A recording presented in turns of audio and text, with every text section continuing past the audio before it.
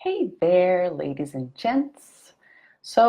Today's live is about a really important subject that I'm sure will be relevant for lots of people, because I remember that when I was finding out about narcissistic personality disorder and trying to figure out whether my mom had it or not, I wasn't going to get that official diagnosis. And I remember feeling like an ungrateful daughter for wanting distance, being that I couldn't actually know for sure if my mom was a narcissist or not.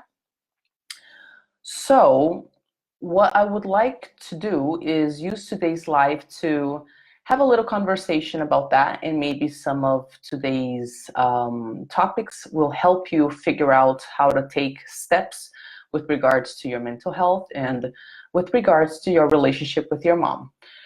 Now, before going into that, I just have a quick reminder, and what I'd like to tell you all is that I have a Brazilian workshop. It's an online program. It's an 8-week online program that I run, where I help daughters and sons of narcissistic mothers know what to do right after they find out, and they're going crazy and they don't know who they are and they're scared and they want distance, but they have all these voices in their heads telling them that they can't because they're ungrateful, they're this, they're that. I actually created a program to help people in this particular moment so that you can have the strength to go through the individuation process. That is, the strength to just give yourself permission to live your life according to what makes sense to you. And I'm launching an English version of it. It's going to be the first version.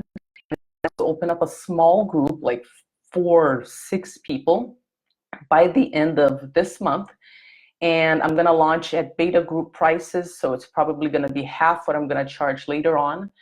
You're going to have lots of attention. I don't want a big group. I want to be able to really cater to this one small group. Well, anyway, if you're interested, there's a link in the description, or you can just write a comment or get in touch at info@tarianarocha.com.br. Now let's get on to our subject. So, I understand that nobody wants to abandon their mom.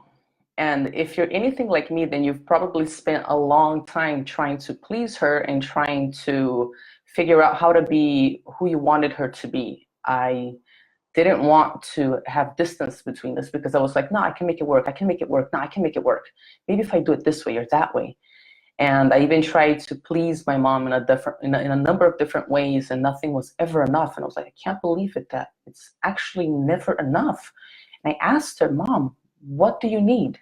What do you want? And to my surprise, she had no idea.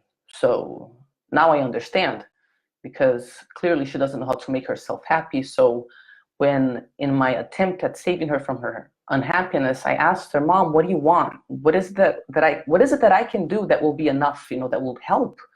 She couldn't answer. And so I didn't want to be this ungrateful person who abandoned their mom with all her pain and everything. And I obsessively studied about narcissistic personality disorder because I wanted to be sure that I could diagnose my mom, and come up with many memories about different types of behavior that would be categorized as narcissistic and stuff. And now I realize that though that was important on the one hand, because it allowed me to gain compassion for her, because I understood that she's basically just a traumatized child stuck in the body of an older person. And it also allowed me to understand how hard it is for her to change, right? On the other hand, I also realized that I didn't need an official diagnosis, and you don't either. The reason is, what you need is whatever your body and your mind and your intuition are screaming at you. That's what you need. You need to obey that information, because this is how it goes. So if you have a narcissistic mom, then she does a lot of gaslighting, which is basically repeating a lie so many times that you believe it. And the way that she does this with her children is she acts as an authority as if she knows more about your personality and who you are and your limitations than you do. And she will say things like, you've never liked affection, or you've always been difficult, or you've always been a loner, you've always been bad with money.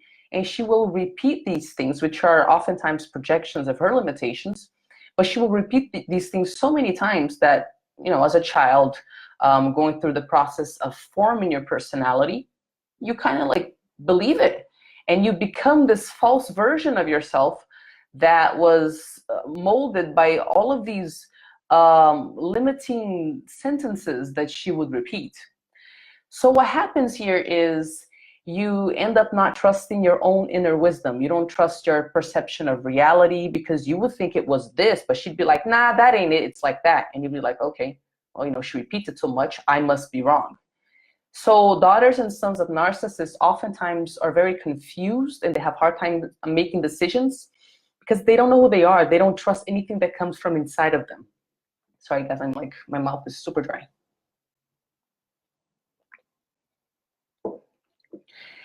And what you need to do to start healing is to pay attention to your inner wisdom, your intuition, your emotions, what you actually want to do.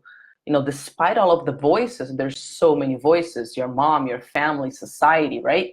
Everyone's saying you can't abandon your family.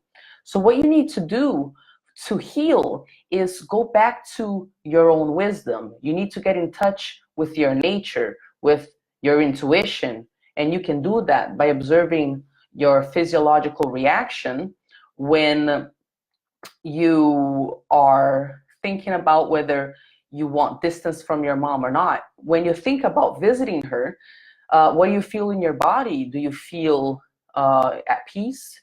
Do you feel, yeah, you know what, this is hard, but it makes sense right now. Something tells me I should be here. Or do you go crazy, and does your hair start falling out, and you get skin rashes, and you just feel so heavy inside and it's so full of dread? You can learn how to trust those reactions that you have. And once you do this, then you don't need a diagnosis, because if your whole body tells you, no, your mom right now is super toxic, then you just need to obey that. You don't need a diagnosis. Maybe she's not a narcissist. Maybe she's got borderline personality disorder, or antisocial personality disorder, or a mix of things I'm not even imagining, and you don't know, and that a professional would have a hard time diagnosing. I don't know. But what you know is that your nature, your nervous system is telling you that that is toxic. So this is what you need to trust. And in doing so, you start going back to doing what? Trusting yourself in your perception. And then this sets off the individuation process, which means that you start living life and making decisions based on your perception of life, your perception of reality. And then you start feeling safe in your skin, and like it's okay to make mistakes, because it's about having experiences, and life is an adventure. It's about being open to things. It's not about being right or wrong or perfect or any of that. And then the individuation process happens. And individuation is what? It's learning how to trust your interpretation of things, learning how to identify what you feel, what you want, what your needs are, and finding practical ways to satisfy those needs, okay? So what you want to ask yourself if you're thinking about going low contact or no contact with your mom is, okay, have you communicated with your mom? I mean, have you set boundaries? And if you have in the past, because sometimes we want people to treat us a certain way, but we don't set boundaries. Have you tried to communicate your needs to her? And if you did, what was her reaction? How did the family system react? Were you ridiculed for asking for a minimal of respect? Did her behavior get better over time? Did her behavior get worse? If it got better, are you willing to deal with all the drama for it to get better, because that's something that nurtures you somehow, and it's positive for you in your life, right? Or did her behavior just like not ever get better? Or do you just notice that your mom just gets worse as time goes by? She gets even more childlike the older she gets. Questions to ask yourself: can you live in peace? Can you be you in peace? And if you can't, do you want to taste that? Do you want to taste that level of freedom, of literally doing and being and having whatever you want. And even, you know, if you're not sure of what that is, like giving yourself utter freedom to have experiences and to find out what it is. Do you want a life lived according to your vision, right?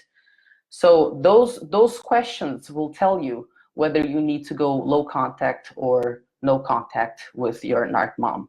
And before we get off our live, I just want to remind everybody again that I am launching my English program for daughters and sons of narcissistic mothers who have just found out, are completely confused, completely lost. You need to go through the individuation process. You need to know how to trust yourself, how to find your voice amongst so many crazy making voices. And I want to form a small group. Get in touch with me through the link in the description, or send me an email at info@tarianarocha.com.br. And that's all, ladies and gents. Let me know if you need any help with anything, if there's anything you want to know, if you have any questions. I'd love to make some videos answering your questions. This is going to go into YouTube. Right now I'm on Facebook Live, but if you're on YouTube, if you like the video, then subscribe. I'm going to be making lots of videos in English now. You can also like the video and you can share it. Maybe it might help someone. So thank you, and see you guys next time.